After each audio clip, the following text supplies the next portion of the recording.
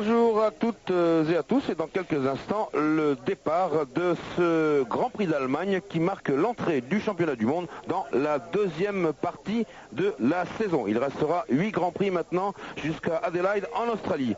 Un Grand Prix d'Allemagne avec énormément d'émotions, et vous savez pourquoi. Il y a 2 Ferrari en première ligne et cela n'était pas arrivé depuis le Portugal en 1990, depuis exactement 60 Grands Prix. Et lorsque l'on sait l'émotion, l'enthousiasme, je dirais même la dévotion que suscite la Scuderia Ferrari, non seulement en Italie, mais dans le monde entier, on comprendra pourquoi il règne ici une tension terrible. Le monde entier donc guette les Ferrari, les Allemands ici dans ce Motor Stadium venus par dizaines de milliers sont en train de guetter eux Michael Schumacher, c'est-à-dire leur idole, et puis nous guettons également Damon Hill qui est l'un des grands favoris de ce Grand Prix derrière les 2 Ferrari. Alors Alain Prost, tout de suite un pronostic.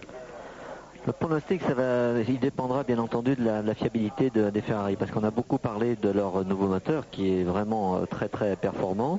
On oublie un petit peu de dire que même l'ancien, c'est-à-dire ce qu'on appelle le 041, était lui aussi très très performant, et je crois savoir que la différence en réalité est plus faible que ce que l'on peut penser, mais ils ont aussi beaucoup amélioré le châssis, la tenue de route. On le voit d'ailleurs ici à Hockenheim dans le stadium, la partie la plus sinueuse, les Ferrari étant bien entendu très rapides dans ligne droite, mais aussi très vite dans le stadium. C'est pour ça que Berger et Jean ont pu faire la première ligne.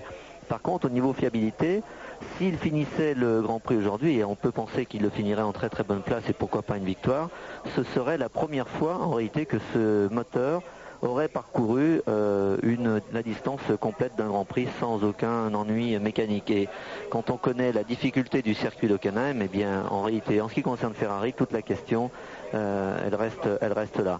Un petit mot sur Jean, parce que Jean a eu pas mal de problèmes ce matin. Il se plaignait beaucoup de son moteur, une hésitation, revenir à l'ancien moteur ou garder le nouveau. Apparemment, il préférait plutôt garder l'ancien. Peut-être qu'ils ont trouvé le problème. Il se plaignait de l'accélération, il se plaignait de la difficulté à conduire le moteur. On l'a vu dans la chicane, dans les situations un peu acrobatiques. Donc un petit avantage à Berger pour l'instant, qui lui est vraiment très confiant. Mais si les premiers tours et le départ se passaient bien pour Jean, on pourrait assister vraiment à une course formidable. Par contre, derrière, si on parle encore de pronostic, c'est vrai, personnellement, je pense que la Benetton de Michael Schumacher et surtout la Williams-Renault de Damon Hill sont dans une situation, même en étant un peu derrière, donc en deuxième ligne, dans une situation un peu plus connue, je dirais, avec une fiabilité éprouvée et un petit avantage, en tout cas pour la deuxième ligne par rapport à la première.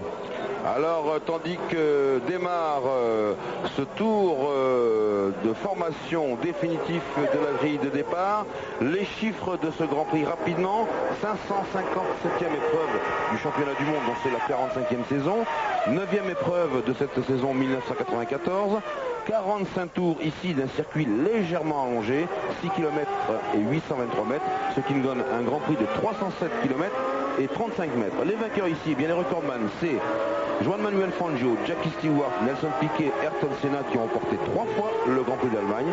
Derrière eux, il y a Ascari, Brooks, Surtees, X, Mansell et vous, Alain, qui l'avez remporté 2 fois. Johnny Reeve, un point sur le warm-up ce matin. Eh bien alors, ce matin au rodage, Schumacher a déclenché la liesse dans les impressionnants gradins d'Hockenheim en réussissant le meilleur temps.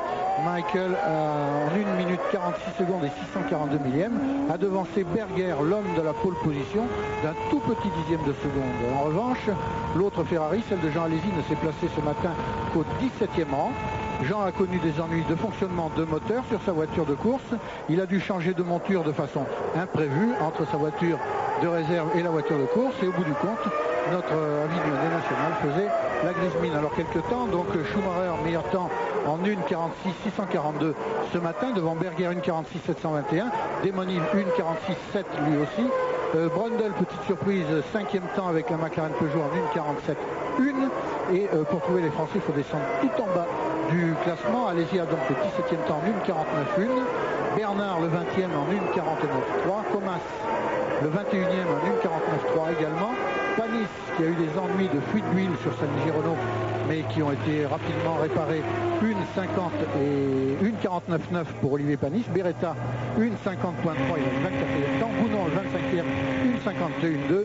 Devant son équipier, David Brabham, une 51,3. Les deux Simtech ferment la marche. Et on rentre dans le stadium à bord de la Ferrari de Jean Alesi, le style de Berger, attention mal de mer. Tout ça pour vous montrer la foule, environ 100 000 places assises. Et puis la tradition ici, bien sûr vous ne l'entendez pas mais vous pouvez le voir, ce sont les pétards et les fusées. Et bien sûr ces différents drapeaux allemands, en même temps qu'un peu de drapeaux brésiliens. Alors que c'est Gerhard Berger puis Jean Alesi là, qui donne le ton de cette grille de départ. Attention au tour de chauffe, il est interdit de se doubler. On sait que cette petite cause a produit de grands effets. Donc ici le plein centre du stadium qui se négocie à la fois en 3e, 4e et 2e pour les virages serrés. Ah là je crois que les 3 chicanes par contre de l'ensemble du circuit sont toujours en 2e. Toujours en 2e, surtout la dernière qui était l'année dernière encore en 4e, qui a été modifiée, qui se passe maintenant en 2e.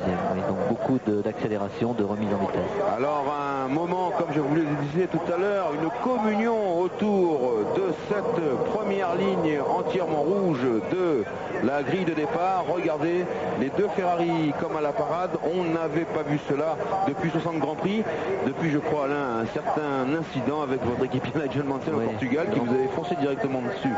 Il était lui en pole position, j'avais pris un meilleur départ mais lui il m'avait mis dans le mur. J'espère que ça ne se produira pas. Je pense que Jean Todt aura su parler à ses pilotes juste avant le départ. À droite de votre écran, Gerhard Berger, à gauche Jean Alesi, là-bas dans le fond, la voiture d'intervention. Le feu vert a été passé, ça déboîte de tous les côtés. Berger très bien parti, Alesi qui freine un petit peu alors que derrière il est touché. Fort, et puis ça c'est trop boum également une McLaren, Hakkinen, je pense. Derrière il y a du monde. Cette grande courbe à droite de sortie, tu peux dire une autre McLaren partout et une autre McLaren. Alors que là on peut il y a une Ferrari qui Jean Alesi qui est touché. Je pense qu'il va y avoir le drapeau rouge. On se penche tout de suite du côté de la passerelle de la direction de course. Il y en a ici dans le mur. Eh bien messieurs, vous ne vous êtes pas très bien tenus aujourd'hui. Il y en a dans tous les coins. On ramasse les dégâts. Ici il y a en bas une Minardi Ford au-dessous de la passerelle de course. Vous la voyez, c'est celle de Pierre Luigi Martini. Et puis les voitures d'intervention sont prêtes. Il y a c'est Andrea De Cesaris qui en bas a du mal à s'extraire de sa voiture. Et puis plus loin, il y a une Jordan, il y a une Tyrrell.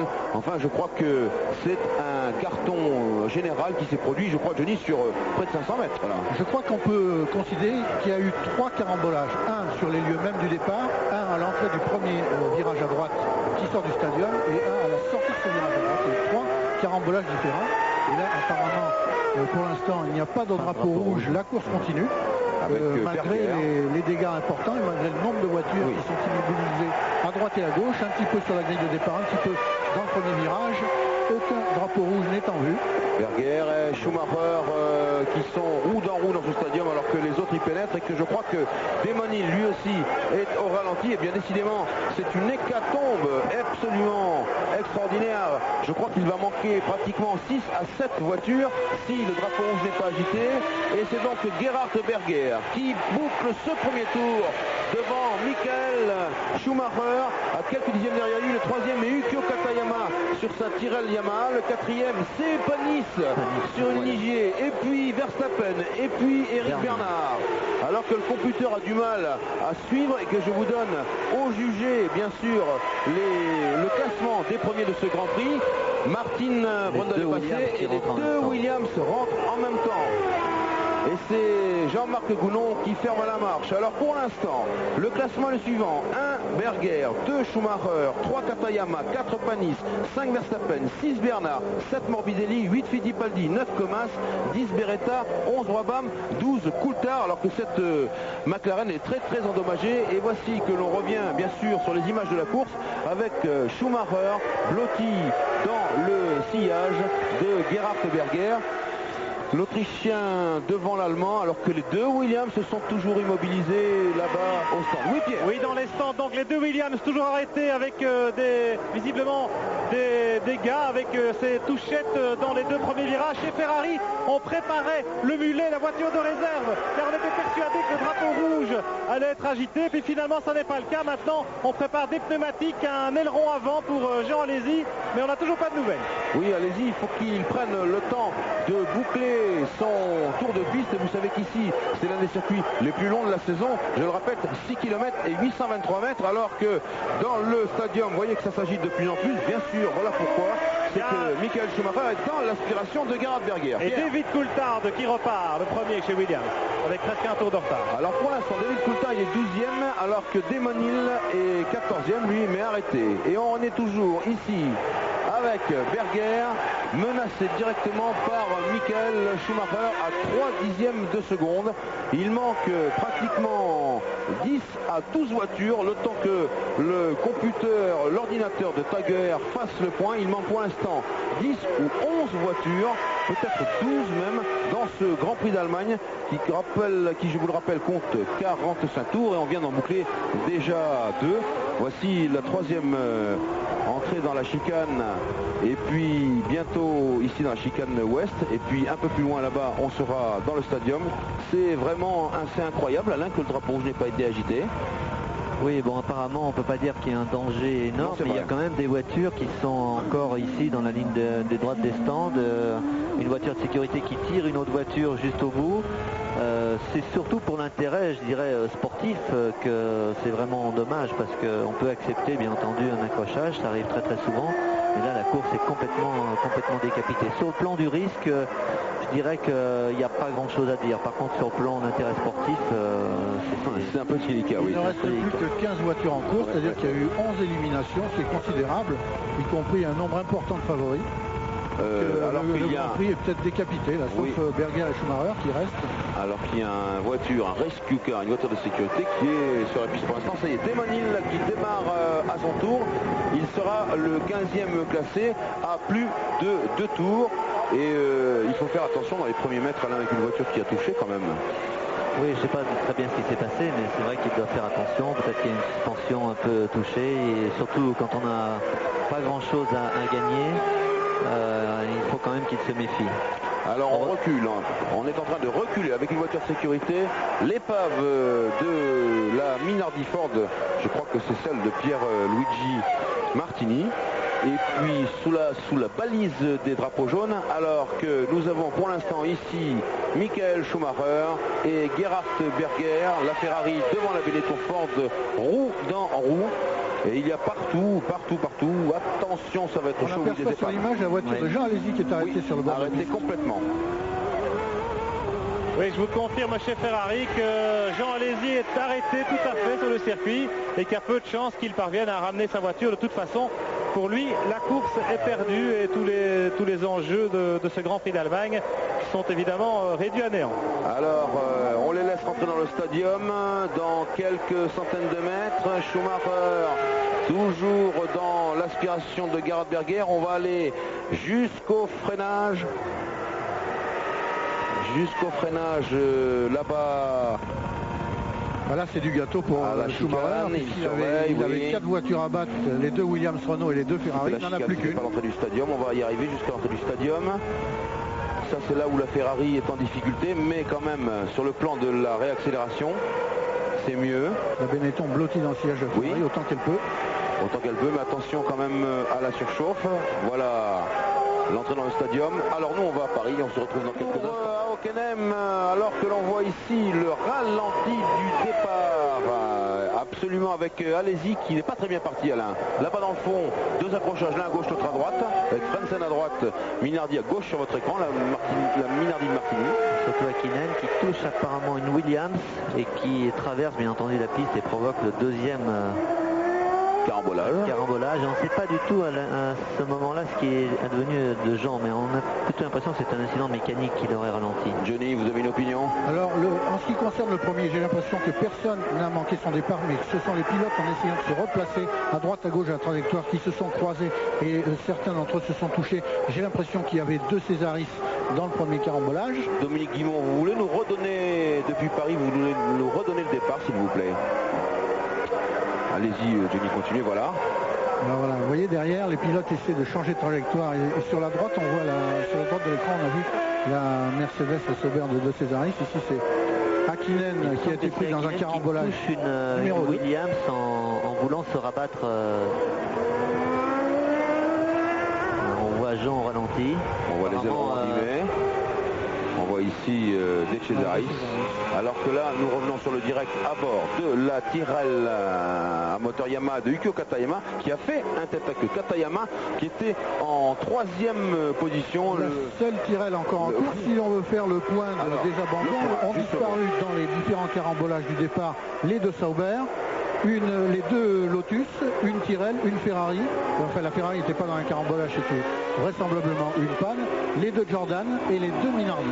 Ce qui fait des coupes claires. Oui, vraiment clair. Voilà Katayama, le ralenti, juste devant. Le tête à queue de Katayama rend un grand service aux 2 pilotes déligés qui occupent maintenant, qui aurait pu dire ça, les 3e et 4e positions. Panis est 3e, Bernard est 4e et les 2 légers précèdent la Benetton de Verstappen et la footwork de Morbidelli. La suite du classement, c'est Fittipaldi 7e, Brundle 8e, Comas 9e, Beretta 10e, Brabham 11e, Gounon 12e, Katayama maintenant, ben oui, 13e après le tête à queue, 14e Coulthard, 15e Hill, Pierre Van Vliet, vous êtes dans le stand Ferrari. Oui, absolument, avec des nouvelles de Jean Alesi. Effectivement, ce n'est pas le carambolage, ou plutôt la série de collisions au départ qui est liée à l'abandon de Jean Alesi, mais bien un incident mécanique tout à fait séparé. Malheureusement, chez Ferrari, on ne sait pas encore exactement de quoi il retourne. Nous attendons évidemment le retour de Jean pour avoir davantage de détails. Eh bien, nous revenons au direct avec cette empoignade absolument fastueuse entre Gerhard Berger et Michael Schumacher. Alain, ils peuvent jouer comme ça longtemps au chat et à la souris. En tout cas, dans les lignes droites, la Ferrari donne tout ce qu'elle peut. Ouais. Et dès que c'est un peu pointu en virage, Schumacher, et au freinage aussi, Schumacher revient. Oui, surtout au freinage. C'est sûr qu'il est blotti dans l'aileron de la Ferrari, donc il va plus vite derrière la Ferrari que ce qu'il pourrait faire tout seul. Il aura de toute façon un peu de mal à dépasser, mais pour lui, il y a deux choses. Hein. C'est d'abord la course, parce qu'il est ici chez lui en Allemagne, il a de toute façon le désir de gagner, de vaincre devant son public, et aussi le championnat. Il pourrait rester 2e derrière Berger et assurer 6 points en championnat. C'est bien entendu peut-être aussi ce qu'il va faire d'une certaine manière, étant donné que Hill a eu un accrochage et des problèmes, il est très retardé, mais je crois que Michael aujourd'hui va essayer de gagner, mais il observe, vous avez vu que de temps en temps il se met un petit peu de côté pour refroidir, vous l'avez dit tout à l'heure, il ne faut pas rester trop longtemps blotti derrière la voiture, mais dès qu'il aura l'opportunité, peut-être ici d'ailleurs, il le fera. C'est sûr qu'il freine un peu mieux que la Ferrari, mais il n'a pas non plus certainement envie de prendre des risques. Voilà. Il sait que ça c'est très limite, parce que voilà, ça envoie très loin. Juste, hein. Oui, c'est très juste. Et c'est vrai que Berger, dans la position où il est, ne va pas lui faire de cadeau. Il est aussi un pilote très dur à dépasser. Et il sait aussi que dans la position de Schumacher, il devrait normalement pas prendre trop de risques pour le championnat, mais ça risque d'être chaud. Mais à ce petit jeu-là, on pourrait peut-être voir une Ligier gagner aujourd'hui. Hein. Super. Et ça, ce serait quand même assez exceptionnel. Mais j'espère qu'on verra quand même une lutte pendant très longtemps.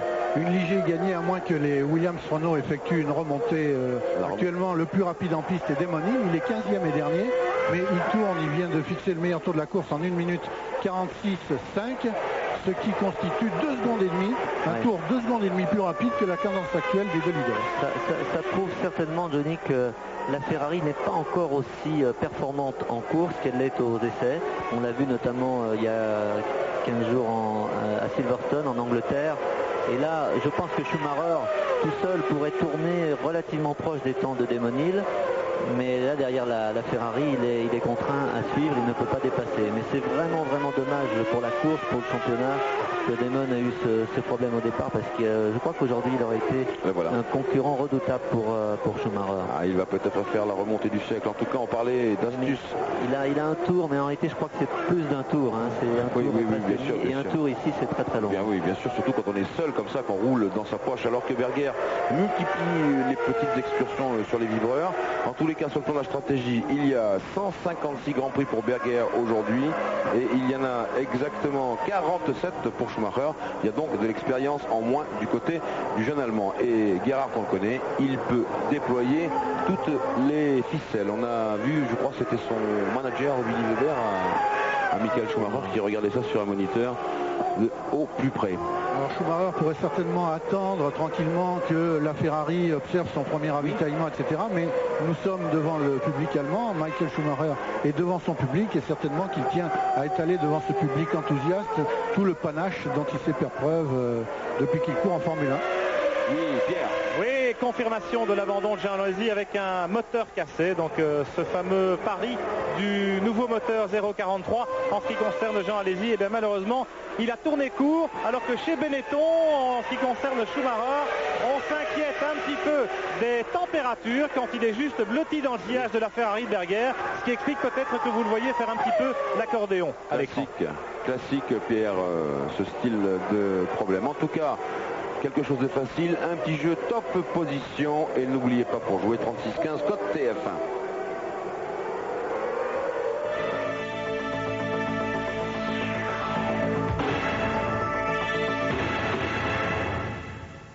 Et on revient à la course en tête avec toujours 5 dixièmes d'écart entre la Ferrari et la Benetton Ford. En tout cas, je sais que vraiment c'est triste que Jean Alesi ait abandonné si rapidement sans avoir pu défendre ses chances. Je pense qu'il était prêt en compagnon loyal à défendre le leader devant, tiens le voici Jean, qui était Gerhard Berger. Mais c'est vrai aussi que c'est émouvant de voir ce vieux briscard de Berger devant, avec naturellement la Ferrari du côté là-bas de l'Italie, chez nos amis transalpins. Ça doit vibrer. En tout cas, ça fait longtemps qu'on n'avait pas vu une Ferrari devant, et c'est là pour l'instant 10 tours en tête est en train de couvrir Gerhard Berger. 10 tours de ce circuit qui est long, ça fait 68 km. Il n'y a plus que 14 voitures en piste actuellement. Katayama, qui après avoir effectué un tête à queue, s'est rangé devant son stand, a livré sa Tyrrell aux mains de ses mécaniciens. Il n'a pas encore abandonné. On travaille sur la Tyrrell du japonais. S'il reprend la piste, cela fera 15 voitures sur les 26 qui étaient au départ.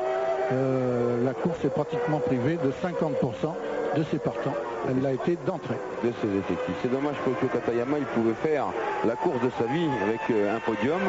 Mais bon, ça sera pour plus tard. En attendant, le podium, c'est un Lascar comme Olivier Panis qui pourrait y accéder, hein, parce que les Ligiers, on les a vus souvent loin, mais elles sont toujours là en fiabilité, sauf un Grand Prix, je crois, qui était le Grand Prix de France, d'ailleurs, tout simplement. Très fiable. Elles ont toujours été là. Et actuellement même, on peut dire qu'elles mènent un rythme qui n'a rien à envier, pas grand-chose à envier au rythme des leaders, puisque en 10 tours, Panis a concédé 16 secondes 4, c'est moins que ce qu'il concède d'habitude sur ce circuit d'Hockenheim.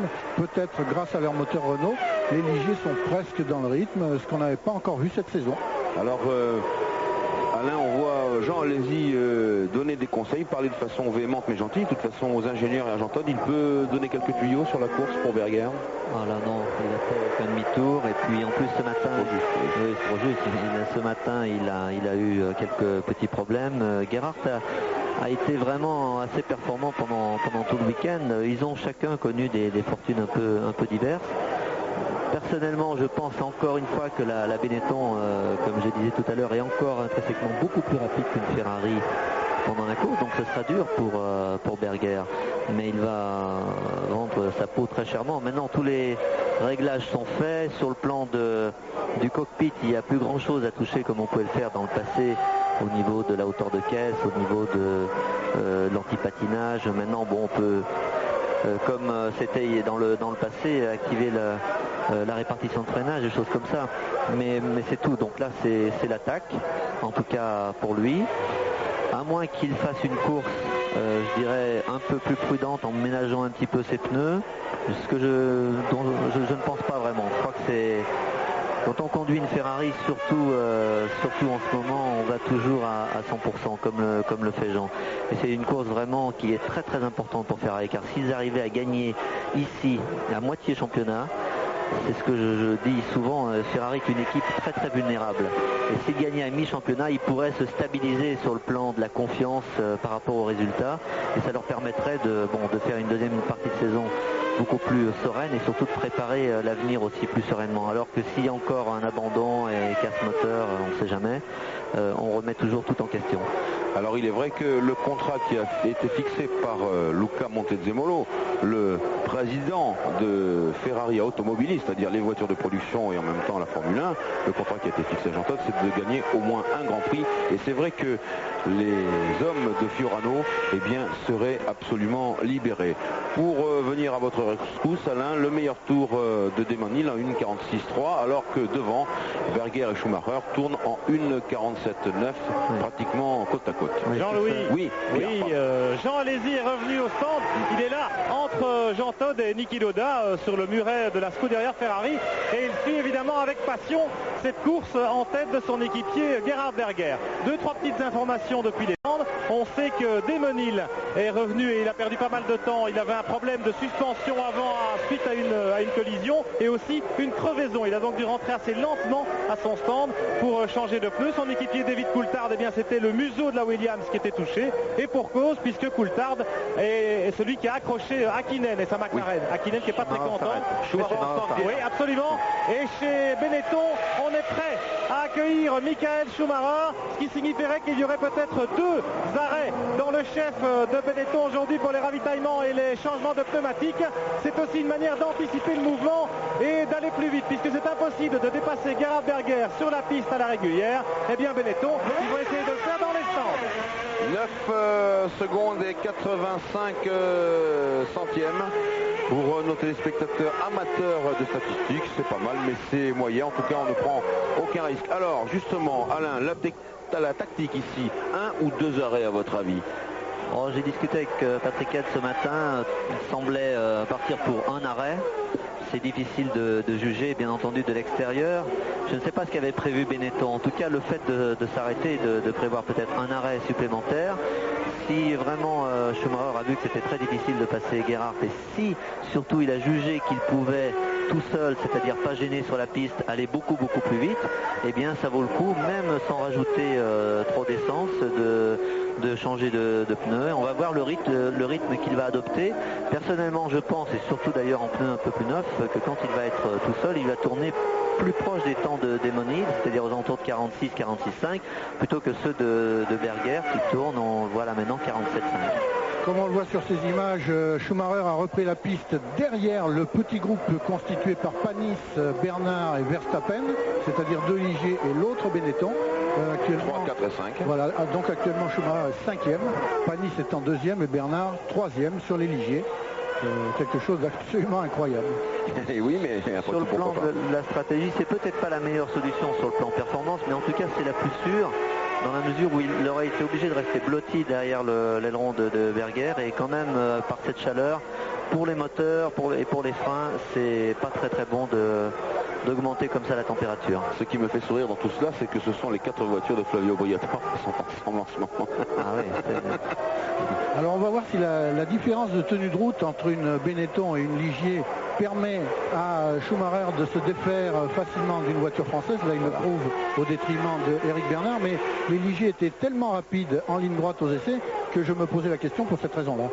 Oui, c'est vrai, mais bon, la Ligier n'est pas encore au niveau de la Benetton sur le plan châssis, sur le plan aérodynamique. Et même s'ils vont très vite en ligne droite, c'est une vitesse qu'ils obtiennent parce que le moteur d'abord est beaucoup plus puissant.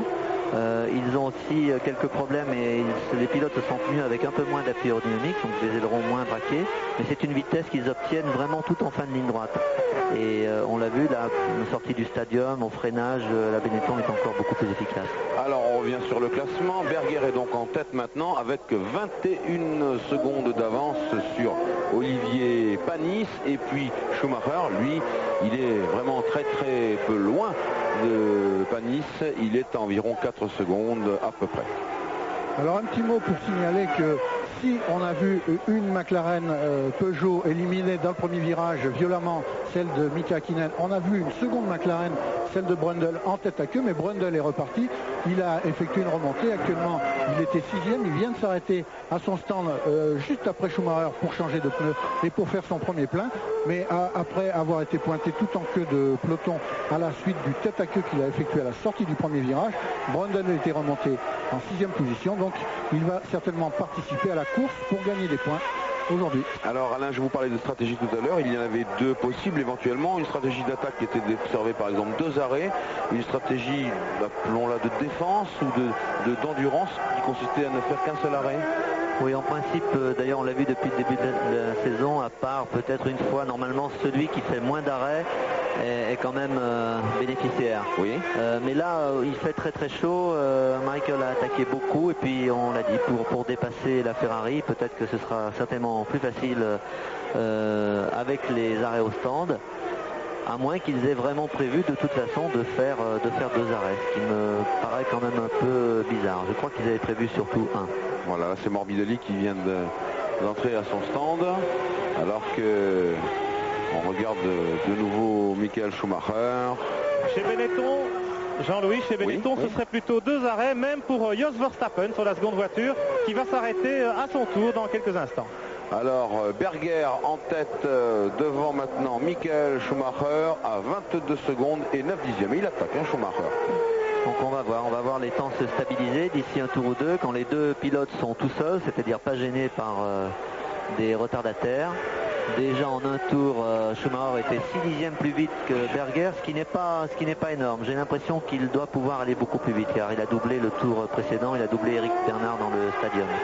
Le meilleur tour pour l'instant, c'est David Coulthard qui a 1,46 et 211 millièmes, ce qui nous donne une moyenne de 231 km/h, ce qui est quand même assez colossal. Même si Hockenheim n'est pas le circuit le plus rapide, je rappelle que c'est Monza. Hockenheim, ce circuit se maintient en 2e position dans ce classement terrifique, comme disent les Anglais. Alors on a signalé la présence des 2 Ligier en 3e et 4e position. Il faut aussi insister sur la présence des 2 Larousse, les 2 autres voitures françaises et 2 autres Formule 1 françaises. Les 2 Larousse sont toujours dans la course. Eric Comas est 8e et Olivier Beretta est 9e. Elles roulent toutes les deux, elles ne sont pas ensemble, 6 secondes les séparent, mais elles précèdent actuellement Brundle à la suite de son arrêt. Voici l'arrêt d'une Benetton Verstappen qui vient changer de pneu à son tour. Le voilà Verstappen qui s'arrête. Très calme chez Benetton. Oh là, il y a un problème avec de l'essence. La voiture prend feu, c'est terrible. Ah oui, mon Dieu, j'espère qu'il va pouvoir sortir Verstappen. Les extincteurs entrent. Voilà, Verstappen est là. Il bouge, il sort de sa voiture. Tout de suite. Plus de peur que de mal, Verstappen n'a rien. Son casque est brûlé, bien sûr. Oh mon Dieu. Mais c'est bon. Mon Dieu. On revient de loin. On revient de très très loin. Le voilà, Verstappen. Ce qu'on avait prévu, ce qui n'était pas arrivé, eh bien cela vient d'arriver. Tout de suite, on retire le casque du jeune Hollandais qui décidément n'a pas de chance. Non, il y a quelqu'un à coucher surtout, il y a quelqu'un à terre. Mais on ne voit absolument plus rien ici avec la fumée des extincteurs. Écoutez, vu de notre côté, alors que les caméras s'approchent délicatement, non c'est bon. Simplement, vous voyez que l'accouplage, je crois, de l'essence ne s'est pas bien fait et que malheureusement, bien, la moindre goutte sur quelque chose qui est brûlant et c'est l'explosion.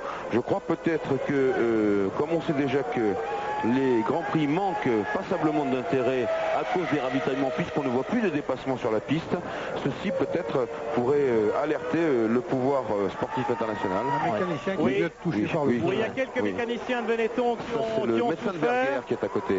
Quelques mécaniciens de Benetton qui ont souffert de petites brûlures. On a surtout eu très peur. Voilà, on revoit l'image. Ah, oui. Oui, grosse explosion et là, naturellement, ils s'écartent tous et ça part de sous le capot moteur, les points chauds de la voiture, naturellement. Ça fait vraiment extrêmement peur. Donc je pense qu'il faut quand même sérieusement réfléchir parce qu'ici les stands sont grands. à Hockenheim, vous vous souvenez qu'ils ont été refaits et que par conséquent, donc on a toute la place qu'il faut. Il faut quand même peut-être revoir cela de plus près pour l'année prochaine. C'est quelque chose que l'on n'attendait pas. On croyait que tout avait été prévu pour ça, puisque lorsque le mécanicien qui était chargé d'effectuer le ravitaillement a approché le bec du tuyau de ravitaillement de la voiture, ce bec était ouvert pour une raison qui est difficile à comprendre. Il n'était pas enfoncé, l'essence a giclé de part et d'autre.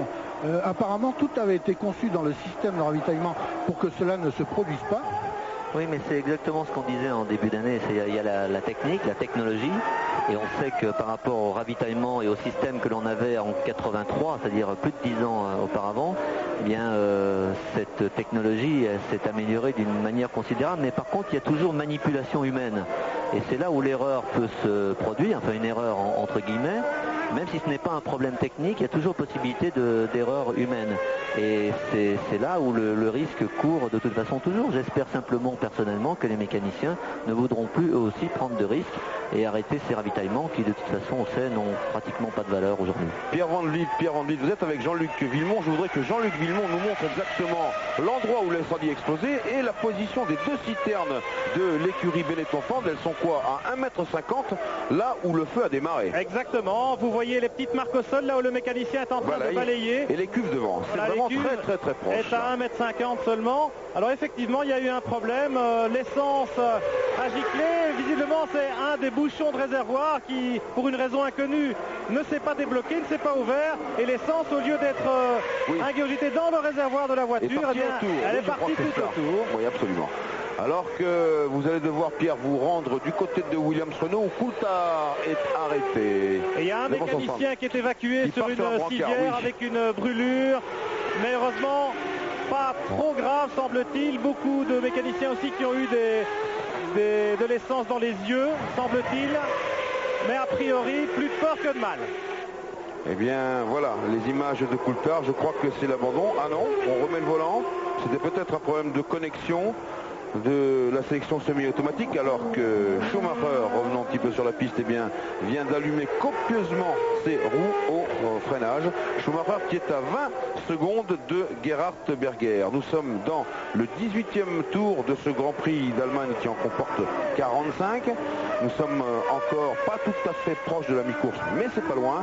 Berger avec 20 secondes d'avance devant Schumacher. Et puis c'est toujours notre Olivier Panis qui est en 3e position à 28 secondes du leader. Eh bien, on va à Paris et on se retrouve dans le 19e des 45 tours du Grand Prix d'Allemagne avec toujours Gerhard Berger en tête devant Michael Schumacher à 20 secondes. Et la surprise, Alain, eh bien, c'est que Michael reste à sa place, quoi. Il n'y a pas de signe de grande évolution. Il est toujours dans le même rythme, mais pas mieux, pas beaucoup mieux. Pas beaucoup mieux. Il est deuxième, attendez, donc c'est déjà exceptionnel en ce qui concerne notamment la course, mais surtout le championnat du monde. Mais il est plus vite que Berger, une demi-seconde à peu près en moyenne, mais on pensait qu'en ayant des pneus un peu plus frais, il pourrait être encore plus vite que ça.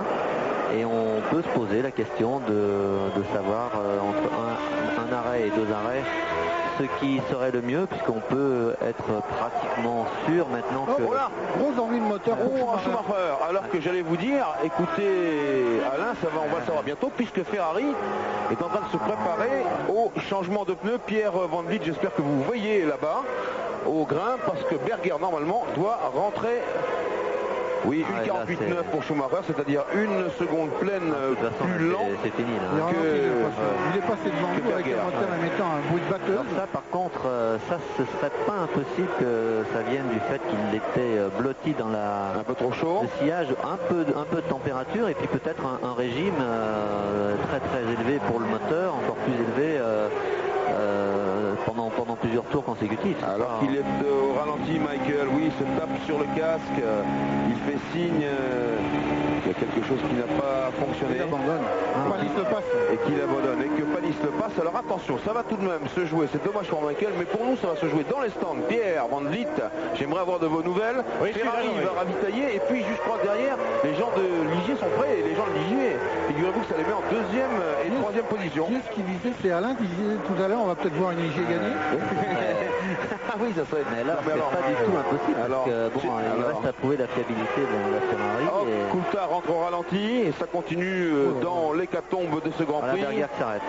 Attention Pierre, nous allons prendre le top pour Berger, dont on sait que, eh bien, il est tranquille. Maintenant, il peut ravitailler en toute quiétude. Et Ferrari, on le sait, surtout Jean Todt le sait. Il a certainement prévenu tous ses hommes. Il est là, Berger. Le moteur est en régime. Tout se passe bien, semble-t-il, mais ça dure longtemps quand même. Oui, mais il veut prendre du temps. Pas d'urgence. Voilà. On désaccouple proprement. 16 secondes. Oui, il a mis du temps. On peut dire que ça ne restera pas dans les annales de Ferrari, en tout cas des ravitaillements, mais si par hasard Berger est vainqueur, eh bien cela restera dans les annales. Et nous avons Panis qui vient de passer juste derrière, alors que Schumacher rentre à son stand. Avec un bruit de moteur, un bruit de moteur ça c'est échappement bien endommagé. À moins qu'il s'agisse simplement d'un fil de bougie qui tourne sur... Non, il coupe le contact. Je pense que c'est un bruit vraiment... Eh bien, Alain, vous parliez tout à l'heure de la suite du championnat du monde avec... c'était dommage pour Demonil qui n'était plus en course. En tout cas, il est 12e. Mais vous voyez que du côté de Schumacher...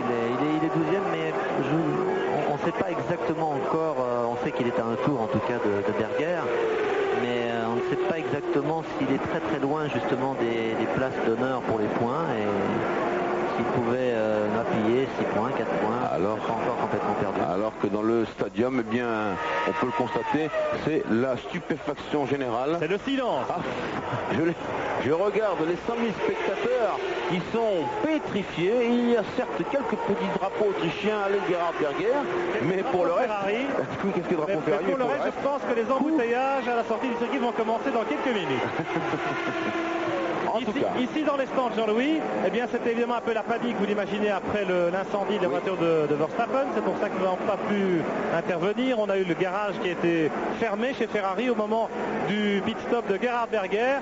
Michael Schumacher vient de rentrer, vous le savez, et je vous confirme la raison de son abandon. Le premier abandon à la régulière de la Benetton Ford de Schumacher cette saison, eh bien c'est une surchauffe du moteur Ford ZTEC R. Je vous en parlais en début de course alors que les ingénieurs étaient un petit peu inquiets en suivant les écrans de télémétrie et les températures du moteur. Et bien voilà, ça s'est confirmé. Et bien voilà, à trop se tenir dans l'aspiration de Berger, le ZTEC a souffert. Alors, nous sommes dans le 22e tour maintenant de ce Grand Prix d'Allemagne qui en comporte 45. On est juste proche de la mi-course. Le classement c'est 1. Gerhard Berger, qu'est-ce qu'il y a, Johnny? Et la voiture qu'on aperçoit derrière Berger, c'est Panis. Olivier Panis à 2 secondes, 7 dixièmes, c'est proprement formidable. Olivier Panis qui va s'arrêter au prochain tour chez Ligier. On est prêt à intervenir pour le ravitaillement, changement de pneumatique sur la Ligier d'Olivier. 3e, Eric Bernard. 4e, Christian Fittipaldi. 5e, Eric Comas. 6e, Michael Schumacher. Ben oui, mais il n'est plus là, ça c'est normal, c'est le pourcentage. 6e, donc Gianni Morbidelli. 7e, Olivier Beretta. 8e, David Brabham. 9e, Jean-Marc Gounon. 10e, Demonil. 11e, Martin Brundle. Et 11e, et peut-être n'est-il même plus là, puisqu'il aurait dû passer depuis déjà on le voit plus. Martin Brundle, il était 6e. Je crois même qu'il était grimpé en 5e position. Et Brundle ne passe plus sur la 2e. Et derrière, McLaren Peugeot encore en course après l'élimination accidentelle d'Hakkinen peu après le départ. Brundle, à son tour, a disparu. Alors, oui. On voit les gens qui repartent dans les tribunes déjà. Et oui, ça c'est, vous savez, ils étaient venus ici pour voir gagner leur idole, Michael Schumacher, l'homme en tête malgré tout et qui le demeure de ce championnat du monde 1994. On attend l'arrivée d'Olivier Panis. Nous allons nous faire un plaisir et un honneur de chronométrer. Tiens, voilà Martin Brundle en train d'être reculé par une voiture de sécurité. Olivier Panis dans les stands. Nous allons faire donc, je disais, le plaisir et l'honneur de chronométrer son arrêt. Ce n'est pas si souvent que c'est arrivé. Oui, nous sommes là pour l'accueillir, Jean-Louis. Olivier Panis qui arrive très doucement. Il fait bien attention de ne pas bloquer ses roues. Pas de problème pour l'embout du tuyau d'essence. Changement des 4 pneumatiques opérés. Le plein, attention, et c'est parti. 9 secondes et 8 dixièmes Merci Pierre pour cette description détaillée. 9 secondes et 8 dixièmes pour Olivier Panis qui du coup repasse en 3e position, mais au profit de qui? Eh bien de Eric Bernard, lui-même en 2e position. Voilà les deux hommes. Nous on va à Paris et on se retrouve tout de suite après ça.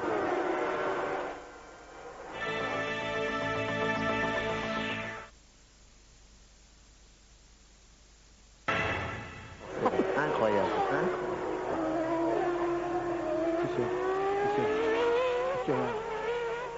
C'est ça. Il y avait probablement quelque chose qui n'était pas calé. Eh bien, c'était un jeu top position que nous devions faire. Mais oui, mais tant pis pour chronométrer l'arrêt de Panis et cadrer général ici dans la cabine de commentaires. Alors, top position, mais on le sait déjà. Eh bien, alors, ici, on voit, depuis la voiture de Damon Hill, on voit Panis en action, en 3e position sur la Ligier Renault. Damon Hill a, si mes comptes sont justes, un tour de retard sur la Ligier, c'est-à-dire que s'il la dépasse, il va certainement la dépasser puisque Damon Hill tourne environ en 1,47 alors que Panis tourne en 1,49. Damon Hill aura encore tout un tour à rattraper pour se hisser au niveau de la voiture bleue. Oui, il devra compter quand même sur des problèmes, sur des abandons pour marquer des points très très intéressants pour le championnat du monde, mais sait-on jamais, il faut toujours espérer, et même un point, ça peut compter à la fin du championnat. et bien sûr. C'est l'évidence. 1 Berger, 2 Bernard, 3 Panis toujours à 8 secondes. Voilà Le Bernard. 4e Autour de Bernard de s'arrêter. Attention, au top pour Bernard.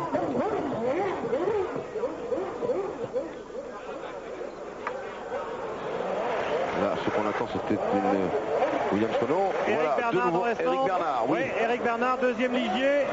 Là aussi, ça se passe bien, pas de problème. 9 secondes 7. Eh bien, ça les met absolument à équivalence. Et Damon Hill s'arrête à son tour. Top pour lui. Deuxième arrêt. Deuxième arrêt. Tout à l'heure, c'est David Coulthard qui avait déjà opéré son 2e arrêt. Vous entendez derrière moi les applaudissements. Eh bien, c'est pour les mécaniciens de l'équipe Ligier Renault pour ces 2 pit-stops rondement menés. On va dire Damon Hill un arrêt de 12 secondes. Ce n'était pas si rapide que cela, mais Damon Hill il a un peu le temps. Il est tout de même en 10e position. 10e et quand même dernier classé. Derrière Gounon et Brabham. Alors qu'on revoit ici au ralenti l'homme de tête. Sourire, l'homme de tête. Sourire vraiment. Un défaut dont Jean Alesi se plaint d'ailleurs sur la Ferrari. Il dit j'ai beau modifier mes réglages, j'ai essayé de faire tout ce que je peux et il y a toujours un petit sous-virage qui, dans le cas particulier d'Alesi, le gêne puisque lui c'est un pilote qui vient avoir la voiture en équilibre sur les roues arrière et là avec une voiture qui plairait à Alain Prost. Exactement, oui, on en a parlé beaucoup avec Jean et j'essaye quand même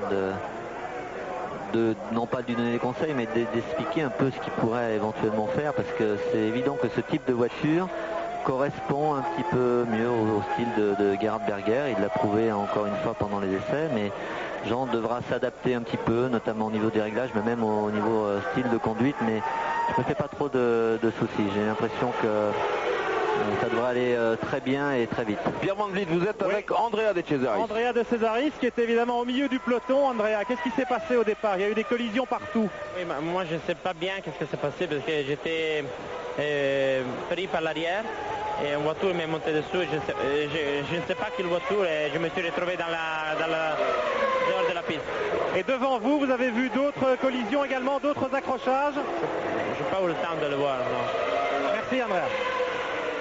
Voilà un témoignage parmi d'autres que nous de ces sommes nombreuses collisions. Ici sur les Larousse à moteur Ford avec une petite différence. 6e Eric. Un peu ce qu'il pourrait éventuellement faire parce que c'est évident que ce type de voiture correspond un petit peu mieux au style de Gerhard Berger. Il l'a prouvé encore une fois pendant les essais, mais Jean devra s'adapter un petit peu, notamment au niveau des réglages, mais même au niveau style de conduite. Mais je me fais pas trop de soucis. J'ai l'impression que ça devrait aller très bien et très vite. Pierre Van Vliet, vous êtes avec Andrea De Cesaris. Andrea De Cesaris qui est évidemment au milieu du peloton. Andrea, qu'est-ce qui s'est passé au départ? Il y a eu des collisions partout. Oui, moi je ne sais pas bien qu'est-ce qui s'est passé parce que j'étais pris par l'arrière et une voiture m'est montée dessous. Je ne sais pas quelle voiture et je me suis retrouvé dehors de la piste. Et devant vous, vous avez vu d'autres collisions également, d'autres accrochages? Je n'ai pas eu le temps de le voir, non. Merci Andrea. Voilà un témoignage parmi d'autres de ces nombreuses collisions. Ici sur les Larousse à moteur Ford avec une petite différence. 6e Eric Omas, vous l'avez vu, 7e Olivier Beretta, c'est celui que nous suivons maintenant. Alors que, qu'est-ce qui est passé en courant? C'est un pilote qui avait abandonné certainement. C'est probablement Martin Brundle. On en a vu passer, a abandonné le poste de sa McLaren, mais on sait qu'il est en panne. Alors, on va en profiter tout de suite pour faire un petit jeu. Top position, rappelez-vous pour jouer 36-15 code TF1.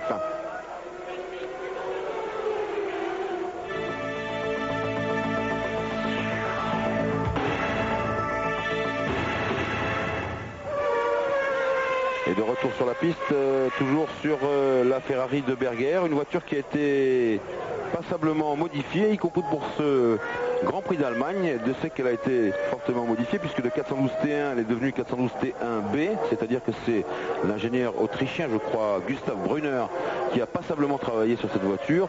Vous l'avez vu au Grand Prix de France, on l'avait largement présenté dans Automoto. Et bien ici, cette 412 T1 version B a une nouvelle suspension, de même qu'un nouvel extracteur, et surtout, vous savez qu'elle utilise ce célèbre moteur 043, Johnny. Ici en action les deux Arrows ou Footwork, ça dépend comment on va les appeler. Fittipaldi avec le casque jaune, Morbidelli l'Italien avec le casque bleu et blanc. Elles occupent les 4e et 5e places.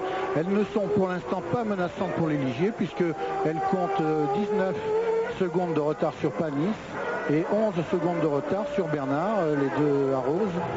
Et ce sont des voitures qui, comme les Larousse qui les suivent d'ailleurs, sont animées par des moteurs Ford qui aujourd'hui ça ne semble pas être le jour, mais les écuries privées défendent la renommée de Ford. Voici donc des voitures en 4e, 5e, 6e et 7e position, même 8e et 9e, puisque les deux Simtech ont des Ford aussi. C'est vraiment une journée fantastique pour ceux qui n'ont pas l'habitude d'être dans les points. On a parlé des Ligier 2e et 3e. Il y a Comas qui est 6e avec la Larousse, 7e Beretta avec la Larousse. Donc on peut penser que en tout cas les deux écuries françaises aujourd'hui vont marquer des points, peut-être même des très très beaux. Et c'est très très important dans l'optique, vous savez, du classement de la FOCA.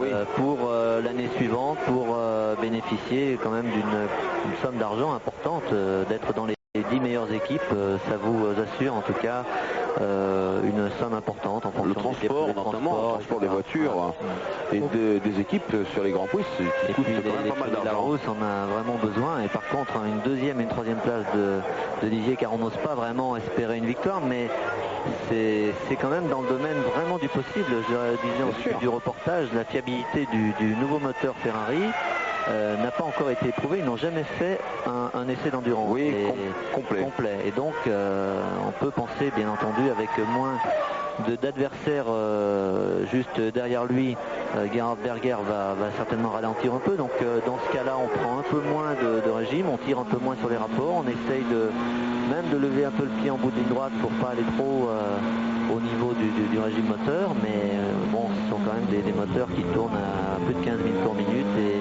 qui sont de toute façon soumis, bien entendu, à rude épreuve tout le temps. Pour appuyer ce que vous dites, Alain, la cadence de Berger maintenant, elle est de 1,49,9 au tour, c'est-à-dire près du 1050, ce qui est relativement, bien sûr, ce qui est un peu lent. Et Panis, lui, derrière, tourne en 1,50 et 5 dixièmes. Johnny, vous avez assisté justement à ce seul et unique essai d'endurance qui a mal tourné du moteur 043 au circuit Paul Ricard. Jean Alesi a effectué le premier essai d'endurance, il a essayé de l'effectuer, il n'a pas couvert la distance du Grand Prix, il a dû s'arrêter à cause d'une fuite d'huile à peu près à mi-distance, un peu moins de la mi-distance, un peu plus que le tiers de la distance, mais apparemment, d'après ce que nous avait dit Jean après l'incident qu'il avait arrêté, il s'agissait d'une mauvaise réalisation au plan technique de la fonderie du moteur. Ça n'était pas du tout une défaillance de structure par mauvais calcul, par mauvaise gestation de ce nouveau moteur, mais c'était surtout une mauvaise réalisation du moteur en question. 1 Berger, 2 Panis, 3 Bernard. Panis à 32 secondes de Berger. Bernard à 8 secondes de Panis. Le 4e, c'est Christophe Fittipaldi à 52 secondes. Le 5e, c'est Gianni Morbidelli à 53 secondes. Décidément, les deux équipiers à bord des Arrows sont très proches. Le 6e est toujours Comas, le 7e Olivier Beretta, le 8e Brabham, le 9e Gounon. Gounon qui nous disait hier qu'il n'avait pas eu beaucoup de chance, il avait été souvent devant son équipier, puis manque de chance, pas en qualif et puis pas aujourd'hui. Et Gounon qui n'a plus que 11 secondes d'avance sur Damon Hill. Damon Hill qui est à bord de la voiture duquel nous nous trouvons actuellement. Et Damon Hill qui roule en 10e et dernière position. Il n'y a plus que 10 voitures en course après les récents abandons de Schumacher, Brundle et Coulthard. Une bonne dose de courage et de motivation dans le cas de Damon pour continuer à rouler au maximum avec une voiture d'abord qui a subi quand même quelques dégâts. Ils ont changé l'aileron avant, mais on ne sait jamais exactement au niveau technique, au niveau suspension notamment, ce qui a pu se passer dans un choc. C'est très souvent comme ça que les accidents, notamment les ruptures mécaniques, arrivent. Et tout ça pour une éventuelle place d'honneur, mais peut-être 6e place, 5e place, sait-on jamais. Mais quand il aura dépassé Gounon, il lui restera encore une cinquantaine de secondes à regagner pour être 8e, et ça me paraît quand même très problématique. Donc il faut qu'il attende des abandons. J'ai connu ça quelques fois et je peux vous dire que c'est quand même très difficile. Mais quand vous marquez un point, même si ce n'est qu'un point pour l'équipe, pour tous ces mécaniciens qui ont travaillé, de voir leur pilote se défoncer, comme on dit, encore même pour pas grand chose, alors qu'il aurait pu briguer la victoire aujourd'hui et peut-être même remporter une victoire facile compte tenu des événements, eh bien c'est toujours encourageant pour l'équipe, et c'est normalement c'est un bel hommage qu'on leur rend de cette manière-là. On vous a vu Alain Prost continuer pour un point au Grand Prix de Belgique une année. On vous a vu ici pousser votre voiture en panne d'essence, et après tout c'est ça, c'est un bel hommage qu'on doit vous rendre à vous également. J'ai raté le championnat une fois pour 2 points, une fois pour un demi-point, et comme je disais tout à l'heure, un point par-ci par-là, ça peut faire la différence au bout. Il faut toujours garder espoir, même si le championnat va être bien entendu très difficile pour Damon maintenant, car sur un circuit qui lui était très favorable en fonction de la puissance moteur, et s'il ne marque pas de points, c'est un coup dur, c'est une déception. Dans le cas de Schumacher aujourd'hui, la victoire de Ferrari ne change pas grand-chose, en tout cas pas pour l'instant, si c'était vraiment une victoire Ferrari, mais surtout le fait que Damon ne marque pas des points précieux, eh bien pour lui c'est un coup blanc. C'est seulement un problème médiatique, je dirais, par rapport à son public, mais sur le plan du championnat, c'est plutôt presque une bonne affaire pour Schumacher encore aujourd'hui. Voilà, Damon qui vient de doubler directement Jean-Marc Gounon. Pierre Van Vliet. Oui, Jean-Louis, pour vous donner des nouvelles des mécaniciens, derrière moi vous voyez ceux de l'équipe Ligier qui ont très bien travaillé lors des 2 arrêts de leur voiture, et je peux vous dire que la tension est très grande ici, avec bien sûr Olivier Panis en 2e position, avec Bernard à la 3e place. On y croit, on n'y aurait pas cru évidemment, mais là maintenant il commence à y croire. Des nouvelles des mécaniciens de l'équipe Benetton, il n'y a pas vraiment de blessés, en tout cas pas de blessés graves. Un des mécaniciens a été emmené avec des blessures au 2e degré, notamment à la face, mais pas vraiment trop de gravité. Et on revient sur Ferrari, le cabri de Gerhard Berger. Il ne ménage pas les chicanes, Gerhard, il faut quand même faire attention. Ici on a vu que vers la fin des courses, ça pouvait jouer de fort vilains tours, d'escalader ainsi les vibreurs. Vous savez, quand on veut gagner un championnat du monde, ce sont des choses notamment qu'on évite de faire. C'est-à-dire quand on est en tête avec 33 secondes d'avance, et bien dans les endroits comme cette 2e chicane où on est tenté bien entendu de prendre les vibreurs pour gagner quelques centièmes ou quelques dixièmes, eh bien ça on évite de le faire, parce que malgré tout ça secoue toujours un peu la voiture, et on n'est jamais à l'abri de ce genre de choses. Donc il faut essayer de tout mettre de son côté, et Gerhard devrait peut-être éviter de faire ça. Une explication peut-être, Alain, c'est que si Gerhard économise son moteur, prend moins de régime dans les lignes droites, peut-être essaie-t-il de compenser un petit peu par le pilotage en prenant quelques risques dans les passages sinueux. Exactement, c'est vrai qu'on fait aussi ça, c'est-à-dire qu'on essaye de privilégier un secteur et pour économiser un autre, mais pas vraiment avec 35 secondes d'avance. C'est un peu le même cas d'ailleurs pour Schumacher en début de course. Et c'est souvent des pièges de courir son propre Grand Prix en étant très performant comme il l'était aujourd'hui, comme il est cette saison, c'est que la pression fait que vous êtes obligé d'attaquer et penser à la victoire plutôt que d'assurer votre course ou votre championnat. Il aurait pu certainement se mettre vraiment loin derrière Gerhardt. Loin, ça veut dire peut-être 2 secondes, 3 secondes, mais non pas juste derrière son aileron, et assurer la victoire d'une manière différente, peut-être en fin de course. Gianni Morbidelli vient de s'arrêter. Gianni Morbidelli sur la Rose vient de s'arrêter pour un ravitaillement de routine et il est reparti immédiatement. Il est reparti juste sous le nez d'Eric Comas et d'Olivier Beretta. Il y a 6 secondes entre Eric Comas qui est dans les points. Il marque pour l'instant 1 point, Eric, et Olivier Beretta qui est en 7e position. Et donc Eric qui se retrouve en bagarre avec Morbidelli pour la 5e place. Oui, c'est pas loin, ils sont proches. On sait que Eric, lui, n'a pas disposé ici du nouveau châssis modifié de l'équipe Larousse. Vous savez que Beretta, lui, court avec un châssis qui est plus court de 8 cm que celui d'Eric. En revanche, Eric, lui, il utilise un nouvel aileron avant. Alors que les voitures là-bas, on voit, s'enfoncent loin dans la forêt. Cette vue d'hélicoptère est saisissante, car ce que vous percevez, vous, chers téléspectateurs du circuit de Canem, c'est en réalité la piste et bien sûr le stadium. Mais quand vous êtes ici dans ce stadium, vous savez que le circuit part très loin là-bas dans le fond vers la chicane de la courbe ouest, c'est-à-dire celle où l'endroit où s'est tué notre ami Patrick Depailler en 1980, et depuis il y a une chicane pour modifier cette courbe que Jean-Pierre Jabouille qualifiée de vraiment terrifiante. On se retrouve dans quelques instants après cet écran de publicité. Retour à Hockenheim dans le 30e des 45 tours de ce Grand Prix d'Allemagne avec les lisiers au premier plan. Vous l'avez vu, alors que là c'est Damon Hill qui accélère la cadence. Il est maintenant en 9e position.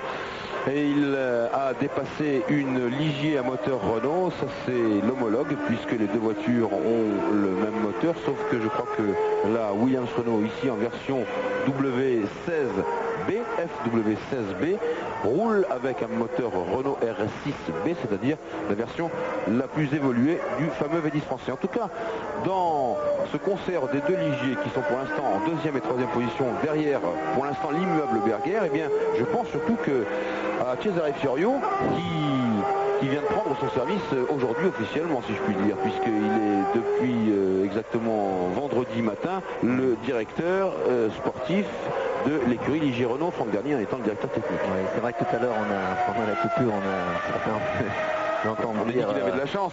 Quel bol, mais oui, c'était gentil et c'est vrai que c'est absolument extraordinaire. Cette course va certainement sourire aux Bleus, et d'arriver comme ça et d'avoir un résultat aussi exceptionnel. On ne peut même pas parler de bons résultats, c'est absolument exceptionnel. Même si certains pourront dire que c'est grâce aux accrochages, aux incidents de début de course, c'est un peu vrai, mais il est vrai aussi que les Ligier à moteur Renault, notamment ici, étaient le mieux placés d'ailleurs depuis le début de la saison, et elle laissait entrevoir quand même pas mal de possibilités. C'est vrai aussi du fait de le rachat de Benetton, l'accord technique et notamment bien appuyé par Franck Dernier qui est revenu chez Ligier, ont fait que ces voitures sont de plus en plus performantes. Mais c'est vrai que pour Cesare Fiorio, c'est un peu une rampe de lancement et c'est quand même de bon augure. C'est la baraka un peu pour Cesare Fiorio. Et je peux vous dire que chez Ligier, ici, eh bien, vous voyez peut-être sur le mur des stands Fiorio et Franck Dernier côte à côte. Chez Ligier, évidemment, on croise les doigts. On se dit nos voitures n'ont pas toujours été très performantes, mais elles sont presque toujours fiables. Les 2 Ligier sont régulièrement à l'arrivée. Les mécaniciens me disaient c'est souvent pour faire 13e, 14e ou 15e, 16e. Aujourd'hui, ce serait vraiment pas de chance si elle n'allait pas au bout. Et Fiorio, on vient de le voir, Cesare Fiorio s'entretenir avec Franck Dernier, son directeur technique. Franck Dernier qui a été chez Ligier, qui est reparti chez Benetton. Il avait été à l'époque l'ingénieur du développement chez Williams du temps de Nelson Piquet, je crois, qui en dit le plus grand bien, Franck Dernier. Le voici ici, Franck Dernier est à droite de dos, et puis au centre avec les lunettes noires, c'est Cesare Fiorio. Et puis un peu plus loin, il doit y avoir Gilles Alesgouette qui est l'ingénieur châssis, je crois, de Eric Bernard. Enfin, tout ce beau monde qui s'occupe des Bleus Cesare Furio, qui a été directeur sportif d'équipe de rallye pendant 25 ans. Oui. Il avait commencé chez Lancia en quelque chose comme 1964. Et on peut dire de lui que c'est un directeur sportif dont les débuts s'accomplissent souvent à panache, puisque la Ferrari, quel était son type, celle que Mansell avait pilotée à la victoire pour le premier Grand Prix de la saison, à la surprise générale, c'était la Ferrari dont la boîte de vitesse était semi-automatique. Oui, c'était la première fois en Formule 1. 640. 640. 139 peut-être. 139, c'était un modèle prototype, c'était la 640, oui. Eh bien, Furio était directeur sportif de Ferrari lorsque cette voiture avait signé à la surprise générale une victoire dans le Grand Prix du Brésil en 1989.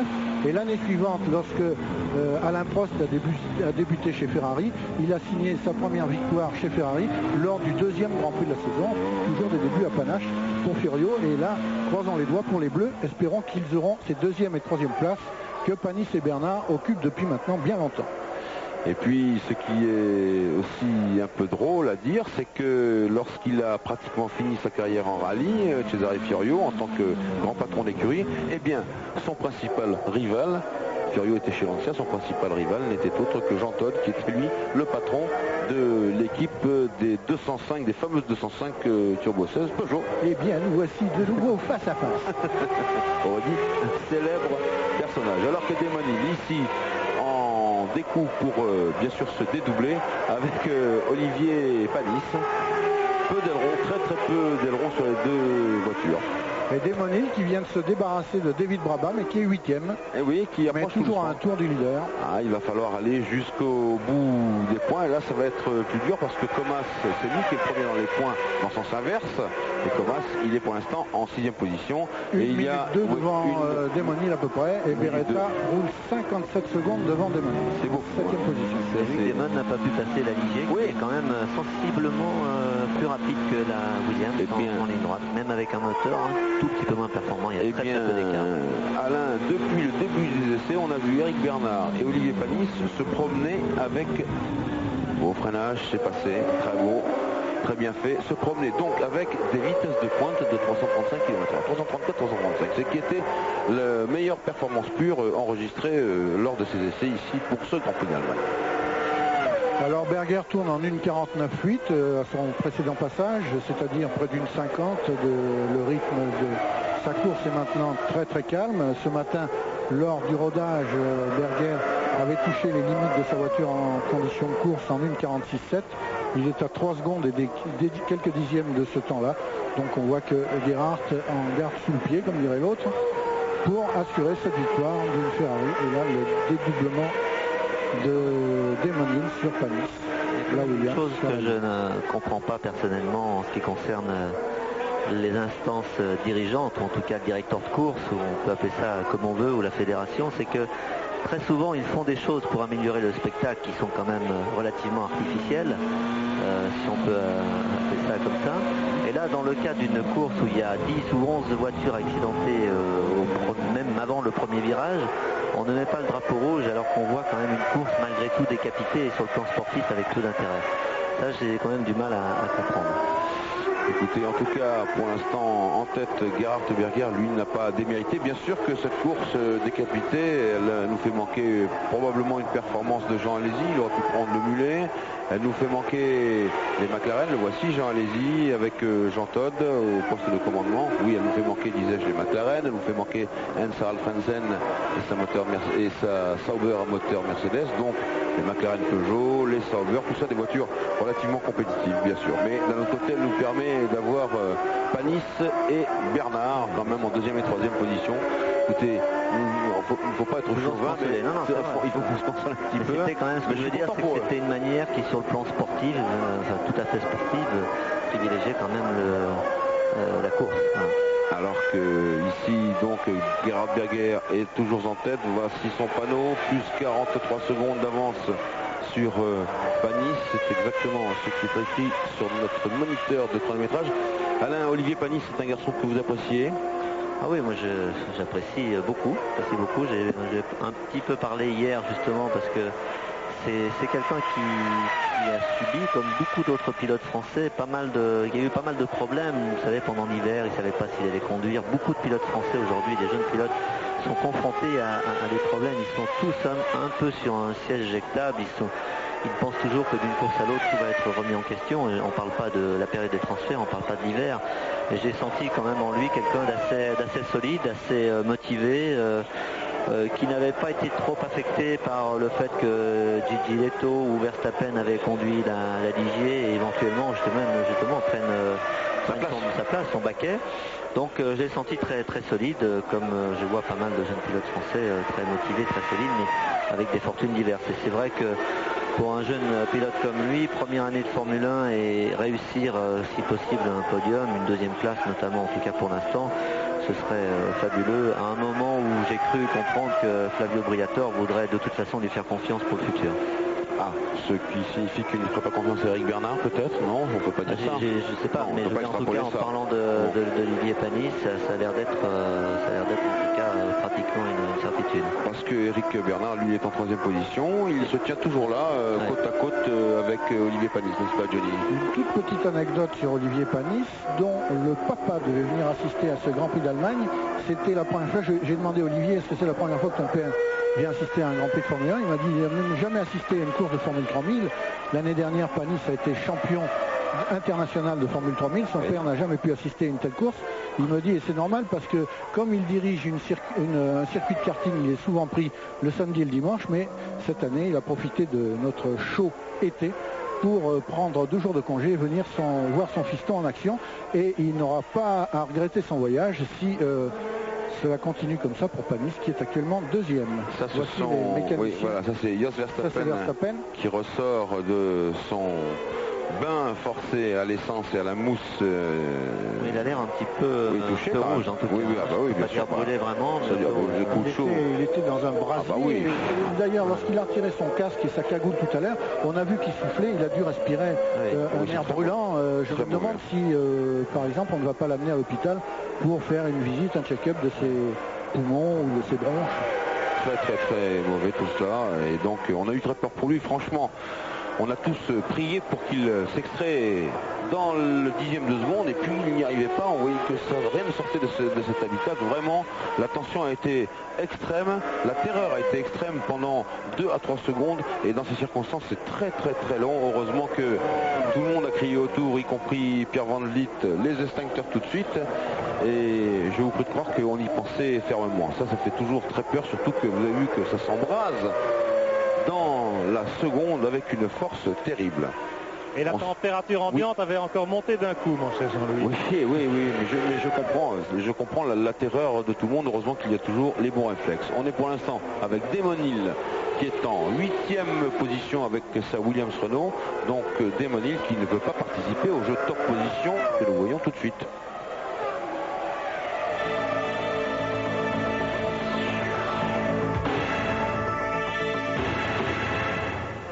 Avec pour jouer 36-15, code TF1, 1 Berger, 2 Panis, 3 Bernard, alors que nous sommes pour l'instant dans le 38e des 45 tours de ce Grand Prix d'Allemagne. La cadence de Bernard qui fléchit un tout petit peu. Fittipaldi n'est plus qu'à 9 secondes de la 2e Ligier. Fittipaldi qui tout à l'heure comptait 12 à 13 secondes de retard sur Bernard, ça c'est Panis. Et qui se rapproche un petit peu, mais peut-être Bernard contrôle-t-il la situation et joue-t-il avec cette avance pour prendre un minimum de risque sur sa Ligier. Alors Alain là se pose la question sérieuse, le physique, parce que certes Hockenheim c'est pas vraiment un circuit extrêmement violent à part les hautes vitesses de pointe qu'on y atteint, mais la chaleur c'est un chaudron. Oui, la chaleur c'est très très difficile, c'est vraiment l'élément le plus important, déterminant ici.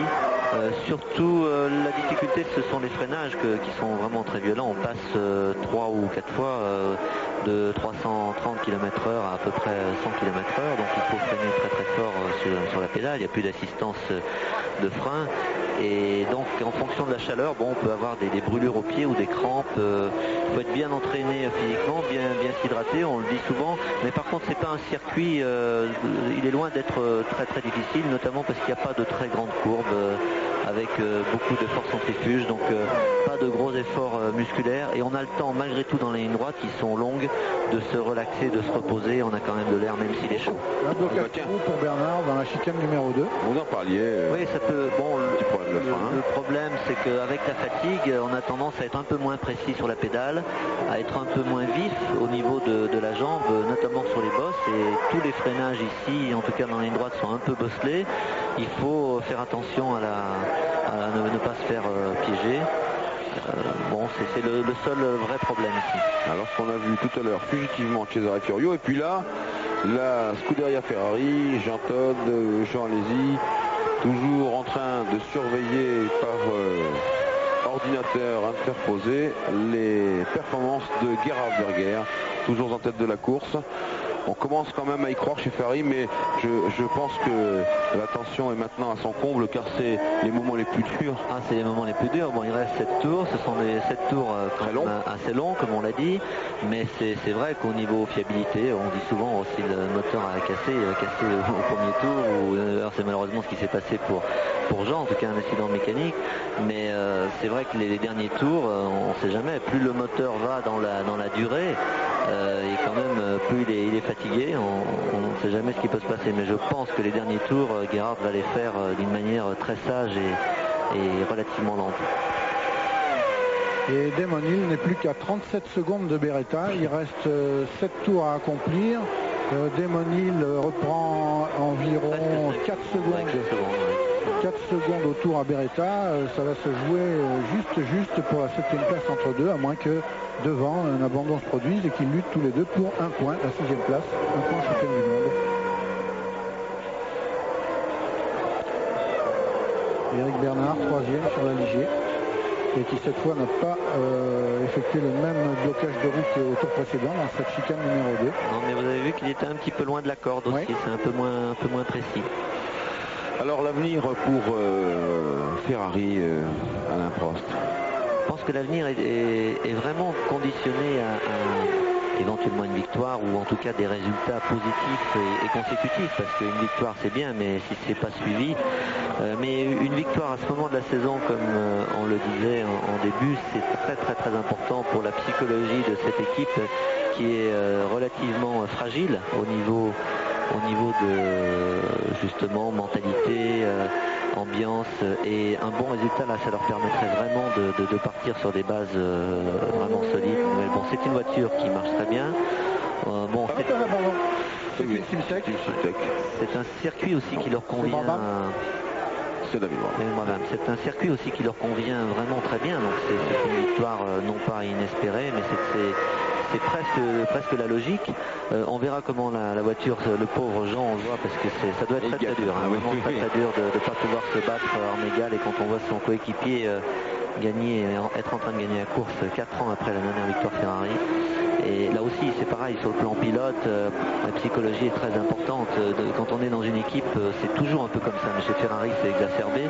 On doit prendre l'ascendant sur son équipier d'une manière ou d'une autre, que ce soit sur le plan performance ou en tout cas sur le plan des résultats, sur le plan des points en championnat. Et là, Jean l'avait pris, et là c'est Berger. Là c'est Berger qui pourrait prendre un peu l'ascendant. C'est lui qui devrait en principe gagner aujourd'hui. C'est dur à accepter pour Jean, donc c'est là où il faut être fort et repartir de plus belle. On verra comment se comportera d'ailleurs la voiture dans 15 jours en Hongrie, sur un circuit très sinueux, avec un moteur qui reste pas encore vraiment pour être le plus souple, le plus facile à conduire par rapport aux meilleurs moteurs que sont le Renault, et d'une manière différente avec beaucoup moins de puissance le Ford Z-Tech aujourd'hui. Mais bon, ce qui compte surtout, c'est pour Ferrari gagner régulièrement de temps en temps, et puis essayer de disputer vraiment le championnat du monde l'année prochaine. Si on pouvait dire vraiment que le championnat soit perdu encore cette année, on ne sait jamais. Alors, oui, mais c'est justement l'avenir, c'est bon, la Hongrie, vous le disiez, la Belgique, un circuit avec beaucoup, il faut bien sûr du moteur, mais il faut de très bonne adhérence, un circuit très complet. L'Italie, Monza, eh bien c'est remis en question. Mais c'est un circuit qui conviendrait vraiment parfaitement Ferrari. Vous savez qu'on va au Nürburgring si on ne va pas à Monza, probablement. Oui, ce qui poserait d'ailleurs un petit problème si Schumacher était suspendu pour 2 Grands Prix, car sa rentrée ne pourrait peut-être pas se faire justement au Nürburgring et ça poserait encore quelques problèmes. Oui, alors ensuite Portugal, c'est-à-dire Estoril, Jerez et puis Suzuka et Adelaide. Attention, c'est chaud là. Donc là, ça dépend beaucoup du développement des voitures. On peut jamais en Formule 1 faire extrapoler, faire des pronostics sur les 4 ou 5 Grands Prix qui vont venir. On ne sait pas comment vont être développées cette voiture qui a certainement une marge de développement un peu plus importante qu'une Benetton Ford justement. La Williams Renault par contre s'améliore, mais bon, ils jouent vraiment un peu de malchance, ils sont pas toujours bien partout. Mais moi je reste convaincu que c'est quand même encore eux les candidats les plus dangereux de toute façon.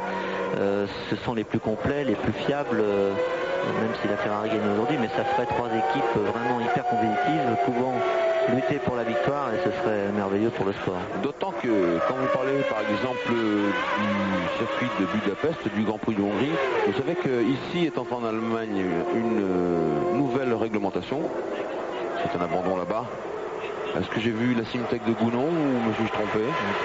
Et vous savez que dorénavant, dans ce rectangle représenté par l'aileron du dessus, les 2 cloisons latérales et l'aileron du dessous, eh bien on ne doit plus occulter plus de 70% de cet espace, car on ménage ainsi 30% pour la rétrovision. Or on sait que les Ferrari, sur des circuits aussi sinueux que Budapest et peut-être Jerez également, eh bien emportent des véritables pelles et qu'elles seront vraiment un peu handicapées dans ce domaine de l'adhérence. Jean-Louis? Oui, Pierre. Pour vous dire que chez McLaren Peugeot, eh bien, on est un peu désolé. Évidemment, la panne de Martin Brundle n'a pas été détectée. Le moteur a coupé, mais on ne sait pas encore exactement pourquoi. Il y a aussi une enquête des commissaires sportifs à propos des incidents du départ et Mika Hakkinen a été convoqué pour témoigner, évidemment, puisqu'il était directement impliqué, vous l'avez vu. Et enfin, il faut savoir que Verstappen et que 4 mécaniciens de Benetton ont été évacués vers l'hôpital pour de plus amples investigations médicales, mais je vous le répète, sans gravité aucune. Oui, c'est normal. L'incendie était extrêmement fort pour ces hommes-là. Alors qu'on a vu effectivement Niki Lauda qui fut l'un des plus grands piliers de la Scuderia Ferrari. Il a conquis 2 de ses titres de champion du monde sur des Ferrari en 75 et 77, Niki Lauda.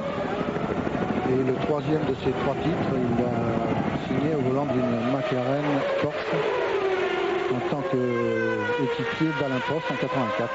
Oui, et... Bon souvenir pour Alain, bien qu'il ait été battu de 1000 points cette année-là. C'était une année formidable, oui. 1984 avec les McLaren Tag Porsche. Et puis Niki Lauda, vous parlez de ces 2 titres mondiaux chez Ferrari, là en tout cas était directement sous la coupe d'un certain Luca Montezemolo, qui est maintenant le grand patron de Ferrari Automobilis, c'est-à-dire la branche la plus prestigieuse probablement du monde de l'automobile. Et là on voit derrière Gerhard Berger, on aperçoit Olivier Beretta sur la Larousse qui est toujours en 7e position et dont l'avance sur Damon Hill à 3 tours de l'arrivée est de 17 secondes. Jean Alesi souriant quand même. C'est vrai que ça doit être dur, mais il faut effectivement, être fort. C'est bien de rester là et oui. C'est facile quand on abandonne et c'est très souvent le cas de partir et d'être déçu, mais c'est bien d'assister avec son équipe à l'éventuel succès et partager un petit peu la joie. C'est dur d'un côté, mais c'est très très important pour la suite. C'est tellement important pour eux de gagner cette course, gagner une course cette année. Ferrari n'avait plus gagné depuis 1990. Alain serait bien placé pour nous en parler, puisque c'est lui qui a signé la dernière victoire d'une Ferrari à la fin de la saison 90. Et cet hiver, comme le disait Jean-Louis tout à l'heure, Luca Montezemolo a promis au public italien surtout, à tous les publics, mais au public italien surtout, que Ferrari allait renouer cette année avec la victoire. Il reste 3 tours à accomplir, 2,5. Et il faut croiser les doigts pour la Scuderia qui mériterait quand même de gagner. Le produit des efforts gigantesques. Et je pense qu'actuellement chez Ferrari, celui qui a le plus peur, c'est Jean Todt. Oui, c'est vrai. Nos pensées vont vers lui naturellement, à Jean Todt qui a toujours eu le voici, qui a toujours eu du succès dans tout ce qu'il a entrepris dans la course automobile. Et puis, vous savez que derrière cette victoire Ferrari qui se profile quand même, on va croiser les doigts pour Gerhard Berger, il y a aussi un record. Vous savez que Ferrari a été longtemps le recordman des victoires avec 103 victoires. Et puis, qu'est-ce qui s'est passé? McLaren a conquis 103 et puis 104. McLaren est pour l'instant toujours coincé à 104 victoires. Si Ferrari pouvait relever le défi de cette 104e victoire, revenir au niveau de McLaren et pourquoi pas récupérer ce bien qu'elle a tenu de haute lutte pendant de nombreuses années, avec Lotus d'ailleurs, il faut le préciser, eh bien ce serait tout bonnement formidable. L'effondrement marqué par Ferrari en 91 était une surprise pour tout le monde. Je pense que la plus mauvaise surprise elle a été pour Alain Prost. L'année d'avant, il avait disputé le titre de champion du monde à Ayrton Senna. Senna sur une McLaren Honda, lui il avait la Ferrari. La Ferrari avait en 1990 conquis 6 victoires, 5 par Prost, 1 par Mansell.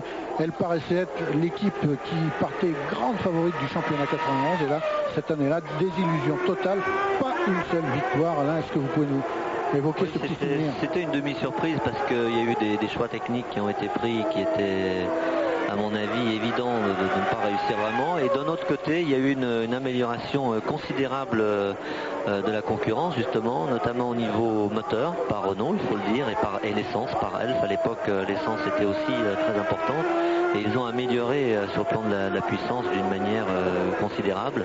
Nous, on s'est retrouvé avec une voiture qui était presque intrinsèquement moins bonne que celle de l'année d'avant, puisqu'on a fait d'ailleurs l'essai en cours de saison de reprendre l'ancienne voiture et on était plus vite. Mais vous savez, quand vous courez pour Ferrari, on n'avait pas le droit de faire ça.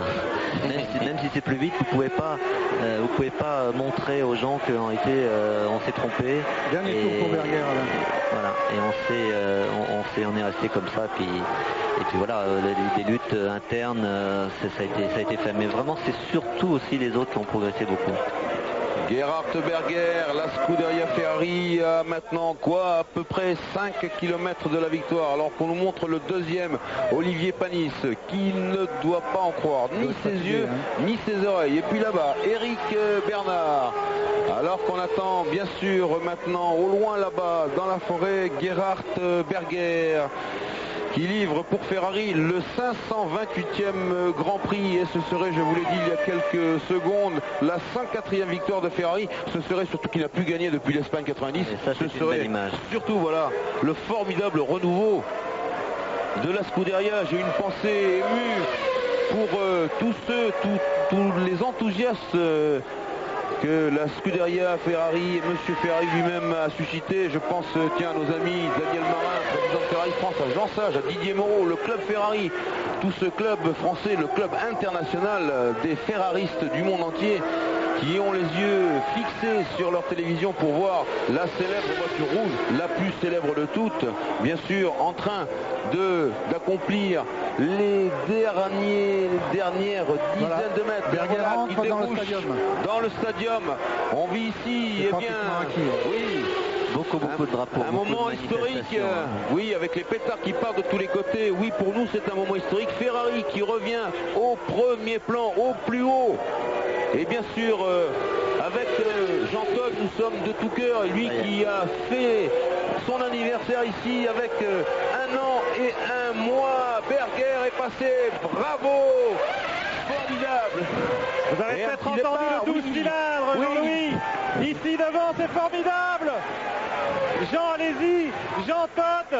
Quel moment d'émotion. Ah oui, une grosse émotion. Il s'étreigne évidemment, tous les techniciens de la Scuderia. Jean. Oui, allez-y.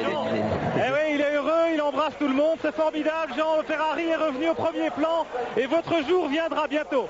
J'espère, mais bon, aujourd'hui c'est le jour de Ferrari, c'est ce qui est le plus important. On est tous très heureux, très émus. Et puis, il y a de quoi. Formidable, bravo Jean, allez-y. Et puis bien sûr, et on va essayer. Oui, vous allez essayer d'avoir Jean Todt, l'homme qui est quand même à la base de ce renouveau fondamental de la Scuderia. Et puis attention, le deuxième, Olivier. Il est là, Jean Todt. Oui, on le suit avec vous, avec notre caméra chef Jean-Luc Guillaume. Et Olivier Panis, deuxième. Oh, les gens de chez Ligier, regardez-les là-bas. Jean. Les garçons de Ligier, oui. Un petit mot en direct. Oui. À chaud, après cette formidable victoire de Gerhard Berger, Ferrari revient. Vous aviez fixé rendez-vous à Hockenheim. Eh bien, rendez-vous était le bon. C'est formidable, on est vraiment très contents et on va continuer à travailler. Voilà. Oui, toujours sobre, toujours sobre dans Sobre et ses de bon propos. goût. Mais je peux vous dire qu'il y a beaucoup d'émotions. Il y a des larmes qui coulent dans le coin des yeux ici, Oui. dans le garage de la Scuderia Ferrari. Bien sûr, et ici, dans cette cabine de commentaires, puisque nous sommes tous ensemble, tout le monde est debout pour assister à ce spectacle formidable, alors que Berger boucle son tour d'honneur. Berger qui disputait ici son 156e Grand Prix. Berger qui emporte sa 9e victoire. La dernière, je crois, c'était en Australie en 1991, et que les derniers classés continuent de passer. Donc un Berger pour Comas. 2 Panis, 3 Bernard, 4 Fittipaldi, 5 Morbidelli, 6 Eric Comas qui marque un point, 7 Beretta et 8 Demonil. On attend Beretta et Demonil qui n'ont pas terminé qui leur n'ont pas dernier tour. encore terminé leur À moins dernier qu'il tour. soit passé avec un tour de Alors- retard sur Berger derrière lui. Alors que le classement des 6 premiers s'est affiché sur vos écrans. Oui, 9e victoire de Gerhard Berger après une 9e pole position. Gerhard qui n'avait plus gagné depuis le Grand Prix d'Australie en 1992. Et vous savez donc ici, entre Johnny Reeve, Alain Prost, Pierre Van Vliet et moi-même, nous avons tous donc une pensée émue pour les hommes de Maranello, les hommes des voitures rouges, ce sensationnel team Ferrari qui vraiment a fait l'histoire de la course automobile. Le classement des 6 premiers, on vous l'a donné. On se retrouve, c'est Berger, Panis, Bernard, Fittipaldi, Morbidelli et Comas pour ceux qui marquent des points. On se retrouve dans quelques instants pour le podium et l'analyse de la course.